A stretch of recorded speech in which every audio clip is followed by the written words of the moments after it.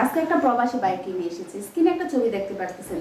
এই প্রবাসী বাইটা তাকে কিভাবে প্রতারণা করেছে, তার ভাবে কি করেছে, যদি তার মুখ থেকে শুনে তাহলে বুঝতে পারবেন। দর্শক, এই প্রবাসী বাইটাকে নিঃস্ব করে ফেলেছে। ফেসবুকে প্রেম করে তারপর তার সাথে রিলেশন করেছে, রিলেশন করার পরে মা এবং মেয়ে মিলে তাকে নিঃস্ব করে ছেড়েছে।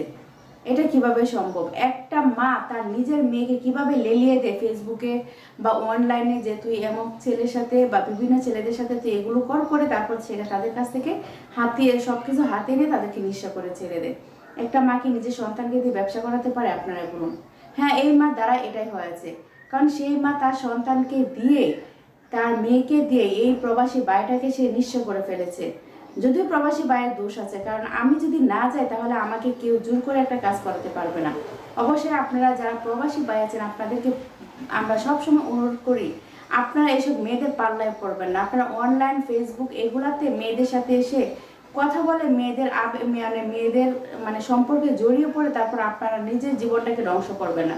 আমরা কিন্তু প্রত্যেকটা ভিডিওতে বলি প্রবাসী বাইদের উদ্দেশ্য করে, কারণ আপনারা প্রবাসী অনেক কষ্ট করেন, আপনারা এত কষ্ট করে এত পরিশ্রম করে কিছু অর্জন করেন, সেটা যদি আপনার এই কষ্টের ফসলটা যদি আপনি অন্যের হাতে তুলে দেন তাহলে সেটাকে আপনার টানাবে। আপনি বলেন আপনি কিভাবে এগুলো করেন?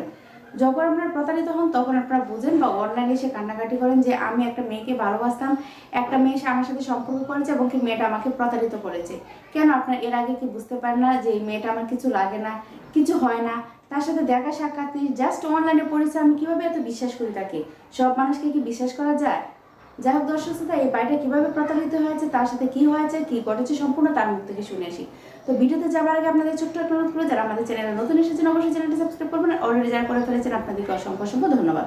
এখানে এসব ধরে কোনো লাভ নেই ভাই।